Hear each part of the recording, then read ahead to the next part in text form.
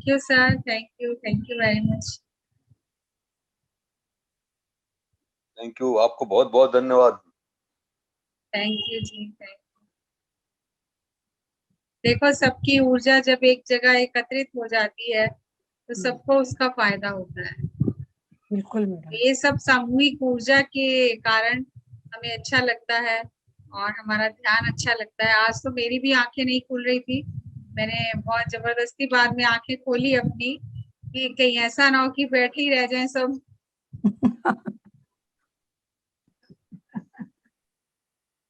सबकी ऊर्जा जब मिल नमस्ते जाती है मैम। तो। नमस्ते जी। यस, आप पूनम जी बात करिए। नमस्ते मैम। नमस्ते जी। बहुत अच्छा ध्यान था मैम। मेरा मन था कि आप एक दिन सिर्फ 1.5 घंटा सिर्फ ध्यान ही कराएं हम लोग को। क्योंकि इतनी अच्छी ऊर्जा रहती है ना, निकलने का मन नहीं करता, बाहर आने का मन करता है। अभी बस आंख बंद करके ऐसे ही म्यूजिक पे ध्यान मेरे एकदम गहरे और गहरे उतरते जाए। तो एक दिन सिर्फ 1 घंटा ध्यान ही करवाइए सिर्फ मैम। हाँ, करेंगे करेंगे। और सभी बहुत अच्छा जगह ध्यान पर, था। हाँ, थैंक सभी यू सो जगह मच। पर सब लोग ध्यानी मिलकर करते हैं तो वैसे ही ऊर्जा बहुत बढ़ जाती है। और आजकल तो वैसे ही इतना ध्यान हो रहा है सब तरफ, तो ऊर्जा बढ़ी ही हुई है सब तरफ से, उसका सबको फायदा मिलता है। पूर्णिमा भी तो आ रहा है। है जी। पूर्णिमा आ रहा है तो और भी एनर्जी बढ़ हाँ, जाएगी। पूर्णिमा आ रहा है तो और भी एनर्जी बढ़ जाएगी। कब है पूर्णिमा? 24 को पूर्णिमा, आज 20 हो 24 गया। को। वाह। 24 तारीख हाँ, को है तो अपने आप ही वो बढ़ना शुरू हो गई है तो एनर्जी। आज 20 हो गया। आज 20 तारीख है। हाँ, आज स्पीकर को हाईलाइट नहीं किए हैं क्या? मैम को शायद हम नहीं दिख रहे। क्यों कर रखा है? जो बोल रहे हैं वो हाईलाइट नहीं हो रहे। देखो देखिए अभी। नहीं हो रखा। अभी तो थैंक यू वेरी मच जी, नहीं, सबका बहुत हाँ, बहुत अब धन्यवाद। हुआ है। अब हुआ है। हाँ, थैंक यू मैम। हाँ, थैंक यू। आज का हमारा विषय है मन के साधे सब सधे। अगर हम साधना शब्द को भी देखें तो उसमें साधे आता ही है, साधना। तो ये जो साधना है ये किसको साधना है? क्योंकि शरीर तो जैसा है वो अद्भुत है, वो ठीक है, वो अपने आप सब अपना करता रहता है। और आत्मा भी अनुभव लेने आई है, वो भी चुपचाप अंदर बैठ के सब सीखती रहती है। लेकिन बीच में जो ये मन है, इसको संसार का आकर्षण हर समय अपनी तरफ खींचता रहता है। और उस खिंचाव की वजह से, उस आकर्षण की वजह से ये बार बार रास्ते से भटक जाता है। और जब ये भटकता है तो अध्यात्म के मार्ग में भी कई बार ये भटका लेता है। तो इसीलिए मन के साधने से सब सद जाता है। जिसने मन को जीत लिया उसने जग को जीत लिया। तो पूरी जितनी भी अध्यात्म की साधना है वो मन की साधना है। मन के ऊपर काम करना है और अपने मन के ऊपर हम ही काम कर सकते हैं, मन के ऊपर कोई और काम कर नहीं सकता। तो इसीलिए पत्री जी कहते हैं कि स्वयं ध्यान करो और अपनी समस्याओं का स्वयं समाधान करो। क्योंकि जैसे जैसे मन शांत होगा, मन सदेगा, तो सब कुछ सदना शुरू हो जाएगा, हर चीज का समाधान मिल जाएगा जब हमारा मन सद जाएगा। तो ये मन को साधने का जो सूत्र है वो क्या है? हम एनर्जी, विजडम और कॉन्शियसनेस से बने हुए जीव हैं। हमारे पास एक शरीर है, एक मन है, एक आत्मा है।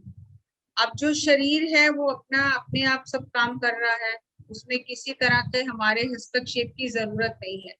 अगर हम शरीर के काम में हस्तक्षेप करते हैं तो हम उसके काम में रुकावट ही डालते हैं।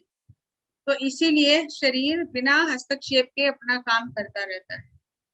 अब जो आत्मा है वो भी अपना अनुभव लेती रहती है, लेकिन मन जो है ये जो चारों तरफ से विचार, मान्यताएं, धारणाएं और ये सब चीजें जो इकट्ठी कर लेता है और ये भर जाता है, और भर जाता है तो ये ऊर्जा जो ग्रहण करता है सांसों से, वो ऊर्जा ये विचारों में व्यर्थ करता रहता है। और हमें अभी जो अध्यात्म में हम सांसों के साथ रहते हैं, या हम जाप करते हैं, या हम पाठ पूजा करते हैं, वो सारा हम मन के लिए करते हैं कि हमारा मन एकाग्रचित हो जाए, एक जगह पर लग जाए। क्योंकि जब तक मन एकाग्र नहीं होगा, ना तो पूजा पाठ फलीभूत होगा, ना जाप फलीभूत होगा। तो मन को एकाग्र करने के ये सारे साधन है, लेकिन जो ध्यान है ये मन को एकाग्र नहीं करता है। ये मन को एकाग्र करने की विधि नहीं है ध्यान।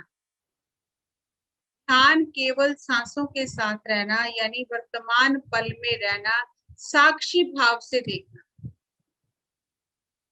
और जब हम साक्षी भाव में होते हैं तो अपने आप जो चीजें हैं वो सही होने लग जाती हैं। तो मन जो है, इसे हमें जो विचार हमने यहाँ वहां से सब जगह से जन्मों जन्मों से संस्कार और विकार इकट्ठे कर लिए हैं, उनसे मन को खाली करना है। और खाली करना मतलब मन को साधना है। और जैसे जैसे मन खाली होता है, सधता है, और ये सही हमारे मार्ग पर हमारी मदद करता है। मन कोई हमारा दुश्मन नहीं है, लेकिन क्योंकि हमने मन पर कभी काम करने का प्रयास ही नहीं किया, इसलिए मन जो है वो अपना इतना विचलित हो गया है। अब एक हमारा फिजियोलॉजी है, शारीरिक विज्ञान है, जो शरीर का बारे में हमें सारी जानकारी देता है, जिससे मेडिकल साइंस और सारे जितने भी चिकित्सा विज्ञान है जो इसका खोज करता है और इसके ऊपर काम करता है, ये शारीरिक विज्ञान है।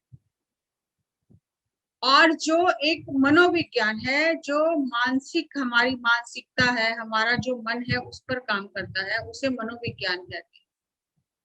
अब आज डॉक्टर ये रिसर्च ये बता रही है कि जितनी भी इंसान की आज बीमारियां हो रही हैं वो सारी साइकोसोमेटिक है, साइके में उत्पन्न होती हैं और सोमा पर वो दिखाई देती हैं। साइके मतलब मन जो है वो सारी बीमारियों की जड़ है। और जो मेडिकल साइंस है, जो बाहर से हम दवाइयां लेते हैं या जो हम जड़ी बूटियां लेते हैं, वो केवल हमारे शरीर का इलाज करती हैं, जबकि 90% से ज्यादा मन का प्रभाव शरीर पर पड़ता है। हम उस 90% पर ध्यान ना देकर केवल 10% के लिए इतनी मेहनत करते हैं, जबकि उसकी जड़ जो है मन में है।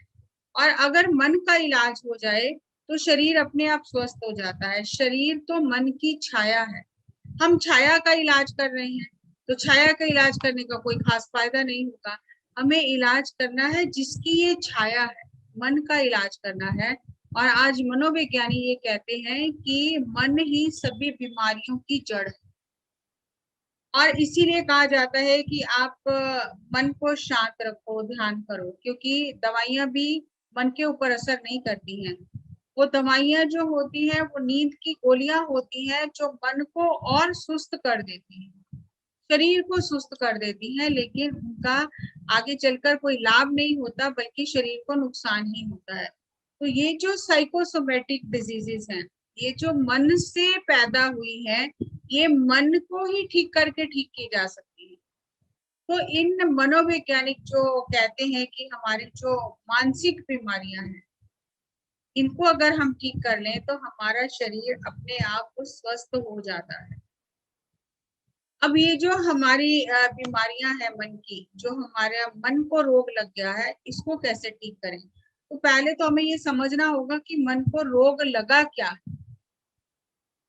तो एक ये कोटेशन है कि we lose consciousness of our true self आत्मा when we begin to believe we are waves personality rather than the ocean। अब ये जो चेतना है, ये जो हमारी आत्मा है, जब हम ये सोचने लग जाते हैं कि हम ये सागर में जो उठी हुई लहरें हैं ये हम हैं, यानी ये जो हमारे विचार हैं, मान्यताएं हैं, धारणाएं हैं, हम यही हैं, जब हम ये मानने लग जाते हैं, हमारी जो पर्सनैलिटी, जो हमारा व्यक्तित्व दिखाई देता है, जब हम इससे मान लेते हैं कि यही हम हैं, यानी ये समुद्र में उठती हुई लहरें हैं, हम लहरें नहीं हैं, असल में हम समुद्र हैं, हम वो ब्रह्म हैं जिससे ये लहरें उत्पन्न होती हैं। जब हम स्वयं को समुद्र न मानकर लहरें मान लेते हैं और हमारी जो चेतना है वो हमारे व्यक्तित्व के जो ये बादल है, ये जो धुआं है, उसमें खो जाती है। और हम हर तरह से अपने मन में कचरा डालते रहते हैं, भरते रहते हैं, किसी ने कह दिया तुम बहुत अच्छे हो तो मुझे लगता है ठीक है मैं अच्छी हूँ, किसी ने कह दिया आप अच्छी बात करते हो तो मैंने एक लेबल और लगा लिया कि मैं बात अच्छी करती हूँ, किसी ने कह दिया तुम बहुत बुरे हो, तुम्हें बहुत गुस्सा आता है, मैंने एक लेबल और लगा लिया कि मैं गुस्सैल हूँ। इस तरह से जो जो हमें बाहर की दुनिया के लोग बताते हैं वो सारे लेबल हम अपने ऊपर लगा लेते हैं और हम समझते हैं कि हम यही हैं, लेकिन वास्तव में हम वो नहीं है।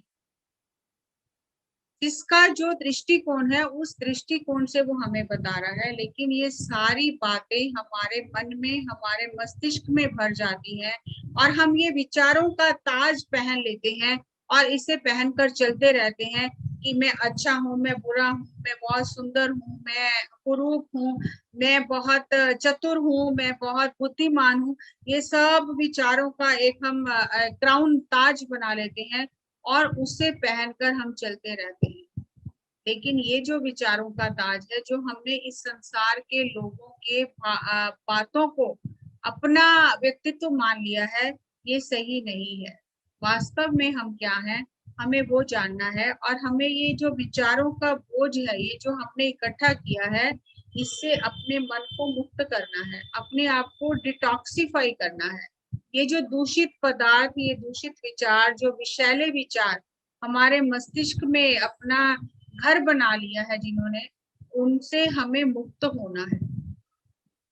और इससे मुक्त होने का एक बहुत सुंदर उपाय बताया गया है हमारे योगिक जो विज्ञान है, जो ऋषि मुनि हमारे युगों से जिस चीज का अभ्यास करते आए हैं, कि अगर हमारे शरीर में कोई तकलीफ हो जाती है तो हमें कहा जाता है कि आप व्रत रखो, उपवास करो, तो अपने आप शरीर खुद को ठीक कर लेगा।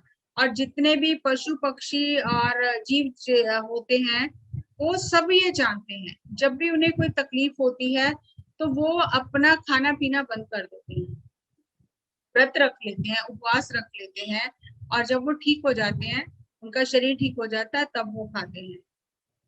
तो ये शरीर को ठीक करने के लिए, शरीर से दूषित पदार्थ बाहर निकालने के लिए हम उपवास या व्रत रखते हैं। उपवास यानी इस भौतिक शरीर से ऊपर जो अंदर सूक्ष्म शरीर है, उनके साथ कुछ समय निवास करना, उनके बारे में जानना, उनकी संगत करना, इसे उपवास कहा जाता है। लेकिन जो हमारे मन में इतने दूषित विचार चले गए हैं, मैले विचार चले गए हैं, जो हमारा मन इतना प्रदूषित हो गया है, इसे कैसे साफ करना? शरीर के लिए तो हमने उपवास रख लिया, लेकिन मन के लिए क्या करें?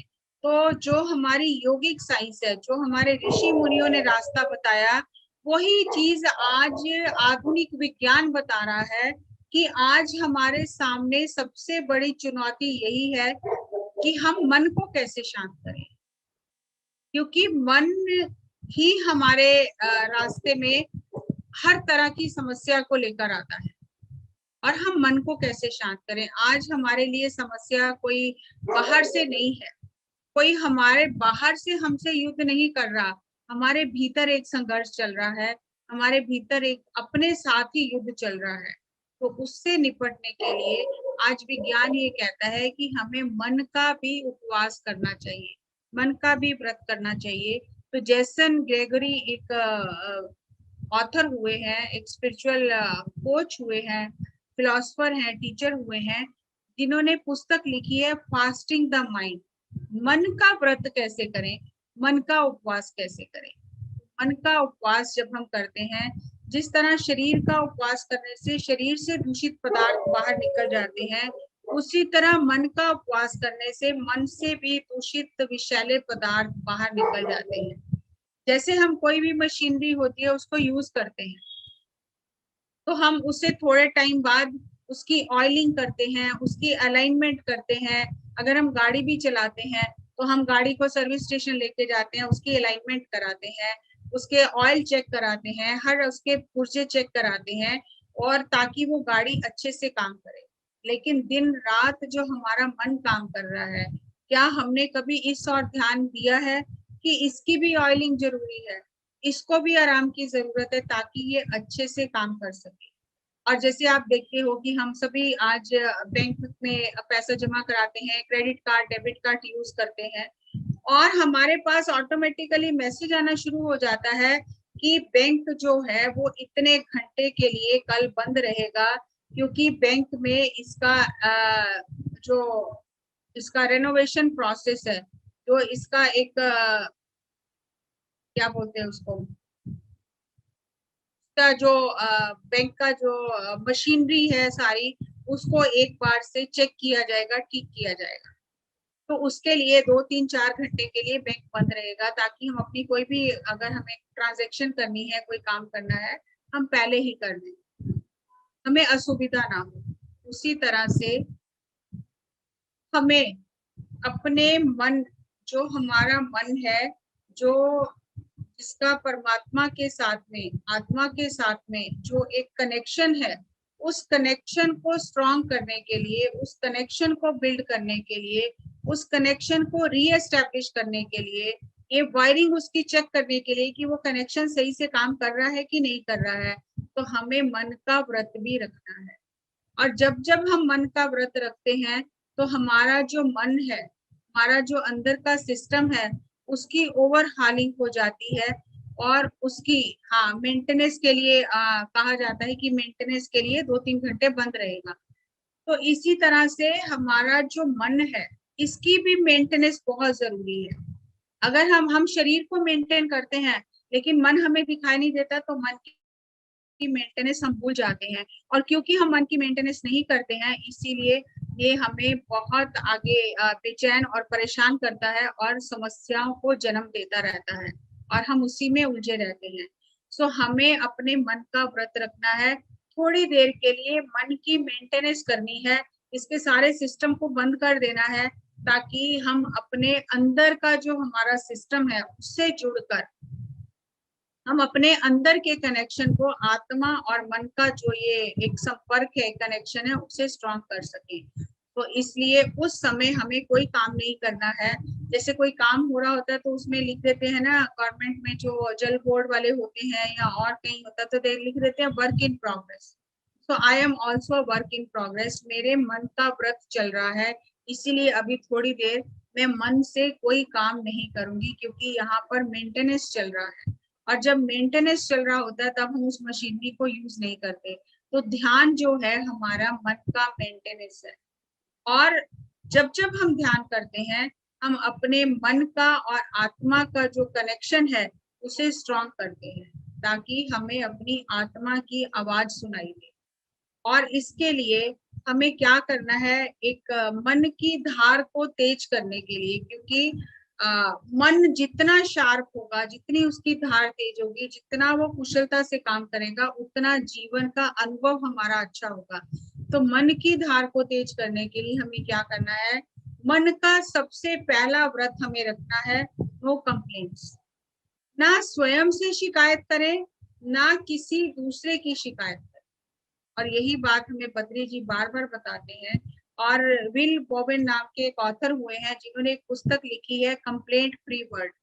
इनका ये कहना है कि अगर 21 दिन तक हम इस बात का अभ्यास करें कि हम कोई शिकायत ना सुनेंगे ना करेंगे, ना अपने आप से कोई शिकायत करेंगे, अपनी शिकायत अपने आप से नहीं करेंगे, ना किसी दूसरे से शिकायत करेंगे, और ना किसी की शिकायत सुनेंगे। तो अगर 21 दिन के लिए हम इस व्रत का पालन करते हैं, तो हमारा जो मन है उसकी धार तेज हो जाती है, और वो सही तरीके से काम करना शुरू कर देता है। और इसमें उन्होंने एक बहुत सुंदर प्रयोग बताया है, जो हम में से कोई भी जो अपने आप पर काम करना चाहे, अपने मन को साधना चाहे, क्योंकि साधना तो करनी पड़ेगी। हम कितने ही लेक्चर सुन लें, अगर हम उन्हें लाइफ में इम्प्लीमेंट नहीं करते हैं तो उसका कोई भी हमारे ऊपर असर नहीं होगा। यहाँ से सुनेंगे, यहाँ से निकल जाएगा। तो मन को साधने के लिए सबसे पहला व्रत जो हमें करना है, शिकायत मुक्त जीवन जीना है। तो उनका ये कहना है कि आप एक बैंड अपनी कलाई में पहन लो, पर्पल कलर का, और जब भी आपके मुंह से शिकायत भरे शब्द निकले तो उस बैंड को उतारकर सीधे हाथ में पहन लो। फिर जब आपके मन से शिकायत भरे शब्द आपके मुंह से निकले, फिर उसको उधर से उतार के सीधे हाथ से उल्टे हाथ में पहन लो। तो आप हैरान हो जाओगे ये देख के कि इतना स्वाभाविक हमारी आदत बन गई है शिकायत करने की, कि दिन में कई बार हमें अपने उस बैंड को सीधे से उल्टे हाथ में, उल्टे से सीधे हाथ में डालना पड़ा। और जैसे जैसे हम ये प्रयोग करते हैं हमारी जागरूकता बढ़ जाती है और हम हैरान हो जाती है कि इतनी शिकायतें हम करते हैं। और ये शिकायतें कई तरह की हैं। ये सरकार सही नहीं है, ये व्यवस्था सही नहीं है, घर ठीक नहीं है, माता पिता ठीक नहीं है, बच्चे ठीक नहीं है, खाना ठीक नहीं है, हर तरह की शिकायत हम करते रहते हैं। और जब हम इसको अपनाते हैं जीवन में कि आज मुझे आज से कोई शिकायत नहीं करनी है और हम इस प्रयोग को करते हैं, तो हम हैरान हो जाएंगे कि हम दिन भर कितनी शिकायतें जाने अनजाने करते हैं। और जैसे जैसे हमारी जागरूकता बढ़ती है हमारी शिकायतें बंद होनी शुरू हो जाती हैं। और उन्होंने इसमें कहा कि मैंने ये शिकायत का जो डिपार्टमेंट है ये बंद कर दिया है, ना मैं किसी की शिकायत सुनूंगा ना किसी की शिकायत करूंगा। और जब हम ये व्रत का पालन करते हैं तो अपने आप हमारा जो मन है वो सधने लग जाता है। हम मन की साधना करके अपने मन को इस व्रत से साधते हैं। दूसरा व्रत उन्होंने बताया कि किसी के भी मामले में हमें हस्तक्षेप नहीं करना। अधिकतर क्या होता है, माता पिता को लगता है हम अपने बच्चों का ध्यान नहीं रखेंगे तो कौन रखेगा, बच्चों को तो समझाना ही पड़ता है। तो हम हर काम में उनकी हर उसमें हस्तक्षेप करते रहते हैं कि वो हमारे हिसाब से चले। लेकिन हर एक आत्मा अपने लिए आई है, अपने जीवन के अनुभव लेने आई है, कोई किसी के लिए नहीं आया। और यही बात महर्षि याज्ञवल्क्य जो थे उन्होंने अपनी पत्नी गार्गी को कहा कि हर आत्मा स्वभाव से स्वार्थी है, वो अपने लिए आई है, अपने जीवन के अनुभव लेने आई है, अपनी यात्रा के लिए आई है। हमें लगता है दूसरे हमारे लिए आए हैं लेकिन ये हमारी भ्रांति है। जिस तरह एक कैटरपिलर से बटरफ्लाई तक की यात्रा है, अगर हम जबरदस्ती कैटरपिलर को कोकून से बाहर निकालने का प्रयास करेंगे तो हम उसे अपाहिज बना देंगे, उसके पंख टूट जाएंगे, उसके पांव टूट जाएंगे, उसकी आंख में लग जाएगा, कुछ भी हम उसका नुकसान कर सकते हैं। लेकिन जब वो कैटरपिलर अपने आप कोकून को तोड़ के बटरफ्लाई बन के बाहर आता है तो कितने अद्भुत तरह की तितलियां बनती हैं। तो हर एक आत्मा की ये यात्रा है कि वो अपने संघर्ष से सीखना चाहती है, अपने अनुभव से सीखना चाहती है। हमारा काम है कि उसको अच्छा क्या है सही क्या है वो बता देना। लेकिन अगर वो नहीं मान रहा है तो हमें उसे उतनी आजादी देनी चाहिए कि वो गलती करके सीखे, अपने अनुभव से सीखे।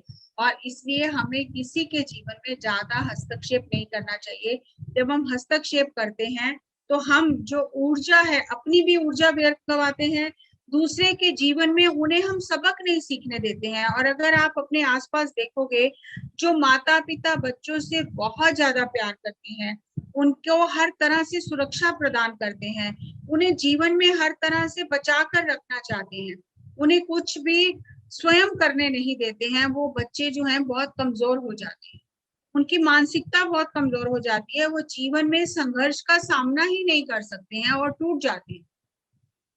इसीलिए हमें हर किसी को उसके अनुभव से सीखने की स्वतंत्रता देनी चाहिए और किसी के मामले में हस्तक्षेप नहीं करना चाहिए, चाहे वो हमारे माता पिता हो, चाहे पति पत्नी हो, चाहे हमारे बच्चे हो या कोई भी हो। हमें जहां तक है वो हस्तक्षेप के बिना रहने का एक आदत बनाना है। हमें ये व्रत का पालन करना है कि मैं आज किसी के भी जीवन में कोई हस्तक्षेप नहीं करूंगा। और जब हम इन बातों की ओर ध्यान देंगे तो हमें लगेगा जाने अनजाने हम हर बात में हस्तक्षेप करते हैं, ऐसा क्यों है, वैसा क्यों है, ऐसा क्यों कर दिया, वैसा क्यों कर दिया, मैंने तो पहले ही समझाया था। तो ये जो हम हस्तक्षेप हर समय करते रहते हैं, हम अपनी ऊर्जा को, अपने मन की धार को कमजोर करते हैं और दूसरों को भी कमजोर करते हैं।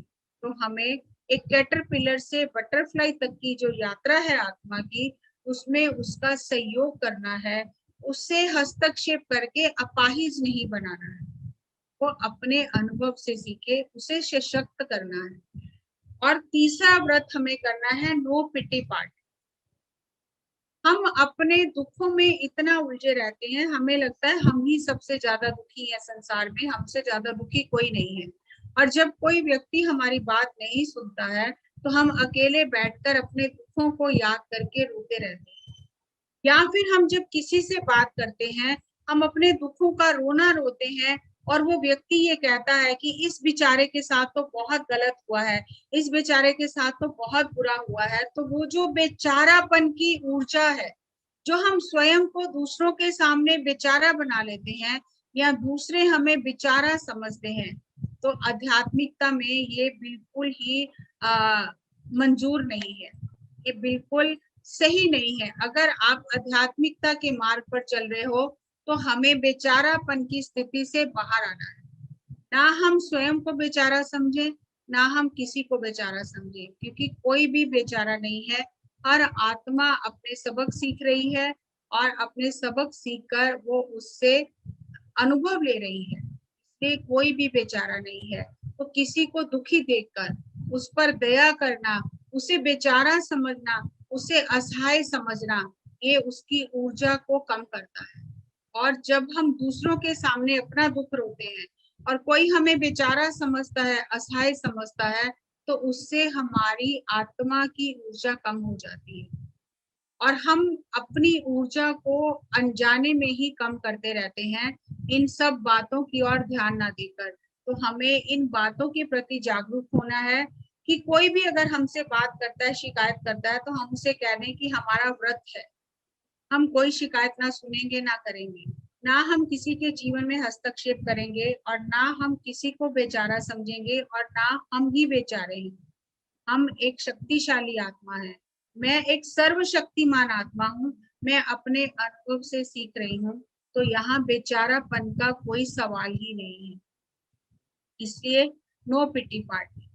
और हम एक जर्नल बनाएं, एक डायरी बनाएं, जिसमें हम जो व्रत हम लेना चाहते हैं, जो व्रत हम धारण करना चाहते हैं, अपने मन को साधने के लिए, अपने मन की शक्तियों को, सोई हुई शक्तियों को जगाने के लिए हम जो व्रत धारण कर रहे हैं, उसका हम एक प्रोग्रेस रिपोर्ट बनाएं कि पहले दिन मैंने दिन में 10 बार शिकायत की, दूसरे दिन मैंने उसके ऊपर नियंत्रण किया, अपने ऊपर जागरूकता से मैंने 8 बार शिकायत की, तीसरे दिन वो कम होकर 4 बार हो गई, चौथे दिन वो 1 बार हो गई। और जैसे जैसे आप अपनी ये रिपोर्ट बनाते रहेंगे तो आपको पता चलेगा कि धीरे धीरे 21 दिन में आप शिकायत मुक्त जीवन जीना शुरू करेंगे। इसी तरह नो पिटी पार्टी, कि मैं बेचारा नहीं हूँ और कोई दूसरा भी बेचारा नहीं है। जब भी हमें लगे कि उस बेचारे के साथ वो बेचारा, तो हमें उसी समय अपनी डायरी में लिख लेना है कि आज हमने कितनी बार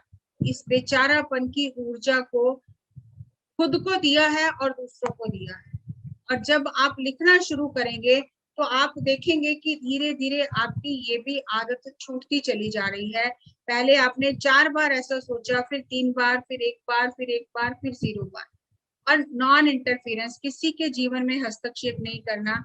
और जब आप कभी भी दिन में किसी के बातों में, किसी के जीवन में हस्तक्षेप करते हो, तो अपनी डायरी में लिख लो कि आज मैंने 1 बार किया, आज मैंने 2 बार किया, आज सारा दिन में मैंने 5 बार हस्तक्षेप किया। और जब हम डे वाइज अपनी ये रिपोर्ट बनाने लग जाएंगे तो 21 दिन में हम देखेंगे कि हमारे अंदर कितना बदलाव आ गया है। और ये जो बातें हैं, कंप्लेंट करना, इंटरफियर करना और दूसरों को असहाय समझना, बेचारा समझना, ये बातें हमारी ऊर्जा को कम करती हैं, हमारे मन की शक्तियों को कमजोर करती हैं, हमारे मन की धार को कमजोर करती हैं। और फिर हम जितना भी ध्यान करते हैं, हमारी ऊर्जा ऐसे ही व्यर्थ चली जाती है। हमें अपनी ऊर्जा को, मन को साधने में लगाना है और मन को साधने के लिए हमें इन व्रतों का पालन करना ही होगा। और जब जब हम जैसे जैसे इन व्रत का पालन करेंगे, इससे हमारी इच्छा शक्ति जो है वो बहुत प्रबल हो जाएगी, हमारा खुद पर अनुशासन और नियंत्रण हो जाएगा, हमारी संकल्प शक्ति बहुत प्रबल हो जाएगी और हमारे जो वाक है, जो हमारी वाणी है, उसमें अद्भुत चमत्कारिक शक्ति आ जाएगी। तो हमें अपने मन को साधने के लिए इन व्रतों का पालन करना है कि कोई शिकायत नहीं करनी है, कोई बेचारा नहीं है और किसी के जीवन में हस्तक्षेप नहीं करना है। और जैसे जैसे हम एक अपनी रिपोर्ट तैयार करेंगे, किसी को दिखाने के लिए नहीं, खुद अपने आप को जानने के लिए, अपने मन को साधने के लिए, जब हम ये ऐसे व्रत लेंगे तो आप देखेंगे कुछ ही दिनों में आपकी जो शक्तियां हैं वो जागनी शुरू हो जाएंगी, आपकी ऊर्जा बढ़नी शुरू हो जाएगी, आपका आभा मंडल जो है वो अत्यधिक ऊर्जावान हो जाएगा और आपके जीवन में चमत्कार घटने लग जाएंगे। तो ये चमत्कार कोई जादू ऐसा नहीं है कि कोई जादूगर आके जादू करेगा, ये जादू हमें हर दिन स्वयं के साथ खुद करना है। और जैसे जैसे हम इन चीजों का अभ्यास करते हैं, हमारा मन जो है वो इस साधना से सद जाता है, और जब मन सद गया तो मन के साधे सब सदे, मन साधे सुख होए, मन ही मन से कहे कबीरा, मनसा मिलया ना कोई। इस मन से बड़ा और कोई नहीं है, लेकिन हमें अपने इस मन को अपना मित्र बनाना है, शत्रु नहीं बनाना है। और मित्र हम तभी बना सकते हैं जब हम मन को साधने के लिए व्रत का पालन करें। जिस तरह शरीर को दूषित पदार्थों से मुक्त रखने के लिए हम व्रत करते हैं, उसी तरह मन को दूषित विचारों से मुक्त करने के लिए हम मन का व्रत भी करें। तो यहाँ पर 10 सेकंड्स के लिए हम आंखें बंद करेंगे, सांसों के साथ रहेंगे और अपने आप को ये संकल्प देंगे, I am a powerful soul, I am a powerful soul, I am a powerful soul. मैं सर्वशक्तिमान आत्मा हूँ, मैं एक सर्वशक्तिमान आत्मा, मैं एक सर्वशक्तिमान आत्मा, युगों से हर ग्रंथ में हर गुरु ने हमें यही ज्ञान दिया है कि तुम ही भगवान, तुम सर्वशक्तिमान हो। अपनी शक्तियों को पहचानो, स्वयं से जुड़ो, स्वयं की खोज करो, बार बार अपने आप को ये याद दिलाते रहो, मैं एक सर्वशक्तिमान आत्मा हूँ, मैं एक सर्वशक्तिमान आत्मा, मैं एक सर्वशक्तिमान आत्मा। Last 5 seconds, 5, 4, 3, 2, 1, 0। धीरे धीरे अपने हाथों को खोलकर अपनी आंखों पर रखिए 5 सेकंड के लिए। 5, 4, 3, 2, 1, 0। अपनी हथेलियों के बीच में ही अपनी आंखें खोलकर ध्यान से बाहर आ जाए। Give a big clap for meditation. Thank you, thank you, thank you, thank you ji.